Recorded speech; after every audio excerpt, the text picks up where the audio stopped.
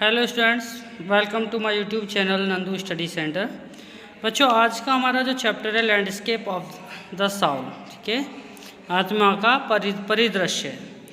देखिए, इसमें ये जो राइटर हैं, ठीक है, नैथली ट्रोवर, देखिए इन्होंने कई सारी कहानियों के थ्रू, ये एक हिस्टेरियन थे, ठीक है, इन्होंने कई सारी कहानियों के थ्रू हमें कुछ समझाने की कोशिश की है। तो देख लेते हैं वो क्या है।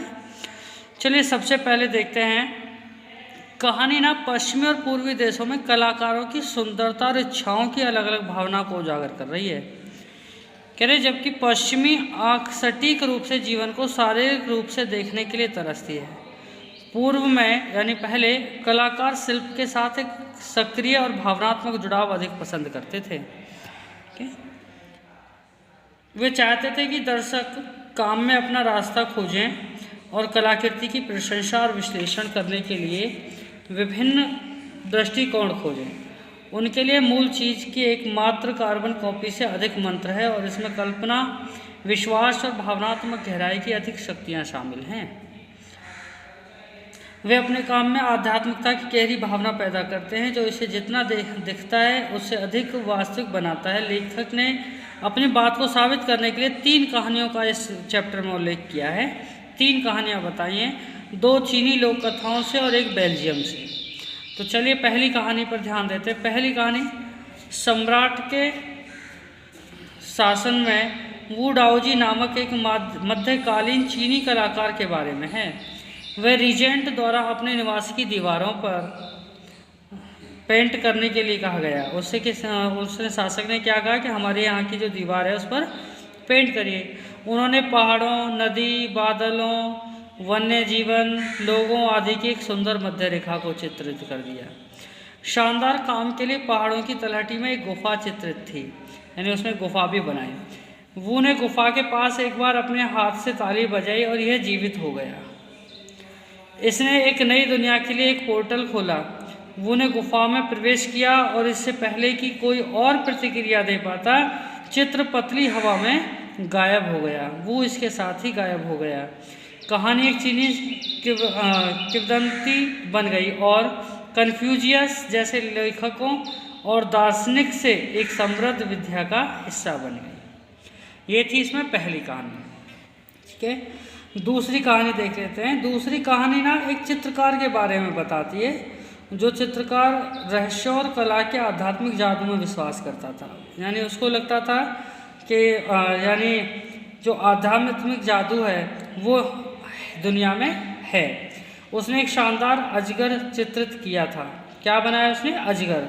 हालांकि उन्होंने उसकी आंखें बनाने से मना कर दिया। यानी एक अजगर बनाया लेकिन उसकी आंखें नहीं बनाई, उसको आंखें नहीं दी उसने, ठीक है।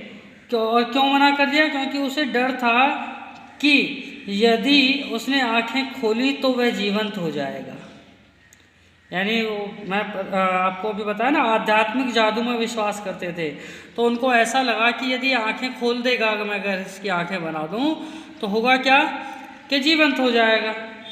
उनकी कला में उनके विश्वास की शक्ति और सामर्थ्य इस प्रकार से थी कि वे अपनी कला को जीवंत बनाने और आग में झुलसने वाले अजगर के शिकार होने की संभावना से भयभीत थे। वो ये सोचते थे कि ऐसा ना हो कि मैं ऐसा कर दूं, इसकी आंखें बना दूं, तो ये ऐसा ना हो जीवित हो जाए, और ये जीवित हो गया तो कहीं पंगा ना हो जाए।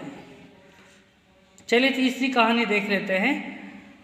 अब हम मध्ययुगीन यूरोप और विशेष रूप से एडवर्ब यानी बेल्जियम में जो तीसरी और अंतिम कहानी है उसके बारे में कुछ पढ़ लेते हैं, ठीक है। एक बार कॉन्टिन नाम का एक लोहार था जिसे एक साथी ट्रेडमैन की बेटी जो कि एक पेंटर थी से प्यार हो जाता है। एक ट्रेडमैन था, उसकी बेटी से उसको प्यार हो जाता है। 2 कौशलों और पेशों के बीच के सामाजिक अंतर ने इस संभावना को कम कर दिया कि चित्रकार कभी भी उनसे एक साथ विवाह कर सकता था। यानी कि दोनों अलग अलग, यानी एक के अंदर अलग कौशल था, दूसरे का पेशा बिल्कुल अलग था। दोनों के इसमें सामाजिक अंतर था, जैसे हमारे यहाँ जातिवाद का अक्सर होता है, ठीक है।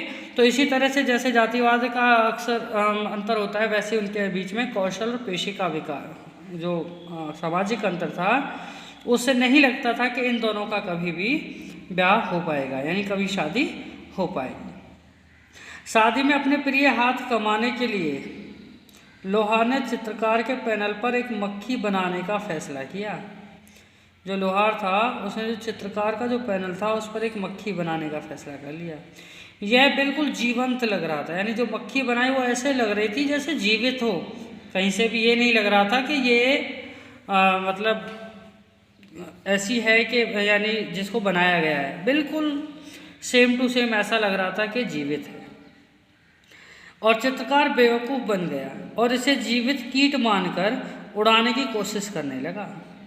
कॉन्टिन के कौशल, संकल्प और सरलता से वह आश्वस्त हो गया और अपनी बेटी की उससे शादी करा दी। यानी अब उसको लगा यार ये तो बहुत अच्छा पेंटर है ना, जिसने ऐसी एक मक्खी बना दी है कि मैं खुद उसको देख करके हैरान रह गया और उसको उड़ाने के लिए उसको, तो वो उससे मोहित हुआ और इस बात को लेकर के उसने अपनी बेटी की शादी उससे करा दी। कहानियों से कलाकारों के उद्देश्य में निहित अंतर का पता चलता है। जो कहानियाँ हैं उनमें जो कलाकारों का जो उद्देश्य है वो क्या है वो पता चलता है। चीनी कलाकार अपने काम में गहरा अर्थ और भावना रखते हैं, जबकि यूरोपीय लोग बाहरी दिखावे और जीवन शैली जैसी समानता के बारे में चिंतित हैं। लेखक फिर शांशुई की चीनी अवधारणा के बारे में बात करता है, जिसका अर्थ है पहाड़ नदी। वह यांग यानी वर्टिकल माउंटेन जो मर्दाना, गर्म और कठोर है, और यिन जो क्षैतिज यानी नदी जो स्त्री, तरल और नम है की अवधारणाओं के बारे में सूचित करती है।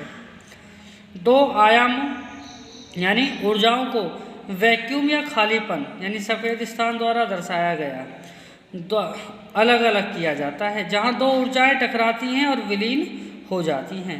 यह वह जगह है जहाँ कलाकार की कल्पना निहित है और वह अपने काम के माध्यम से संचार की आंख बन जाता है। अंत में पाठ उन कलाकारों के बारे में भी बात करता है जिन्हें प्राकृतिक रूप में उपहार मिला है और वे औपचारिक प्रशिक्षण और सबक प्राप्त नहीं करते हैं। कलाकार सहज होते हैं और उन अपरंपरागत तकनीकों का उपयोग कर सकते हैं जो तैयार किए गए कलाकार नहीं कर सकते हैं। यानी यहाँ जो ऐसे भी कुछ कलाकार होते हैं कि जिन्होंने कुछ सीखा नहीं है कभी कहीं, लेकिन फिर भी वो कलाकारी करने में माहिर हैं। यानी उनके बारे में भी लेखक ने कई सारी बातें की हैं। वो कहते हैं कलाकार ना बड़े ही सहज होते हैं, सरल होते हैं, ईजी होते हैं, ठीक है। वो आसानी से सीख जाते हैं कि हमको करना क्या है, ठीक है।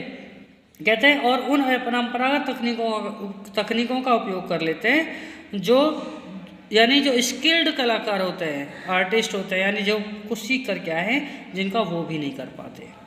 ऐसे कौन से कलाकार हैं जिन्होंने कभी प्रशिक्षण नहीं लिया है। नेकचंद द्वारा विकसित, अब देखिए इसमें इसके बारे में फिर बताया है कि नेकचंद जी जो थे उनके द्वारा विकसित चंडीगढ़ में रॉक गार्डन का उल्लेख उन्होंने किया है।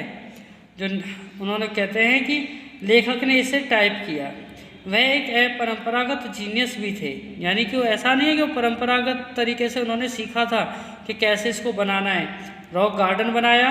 उन्होंने कहा है कि वो अपरंपरागत जीनियस भी थे जिनके पास अपने समकालीनों और पूर्ववर्तियों से ऊपर और आगे सोचने की दृष्टि थी।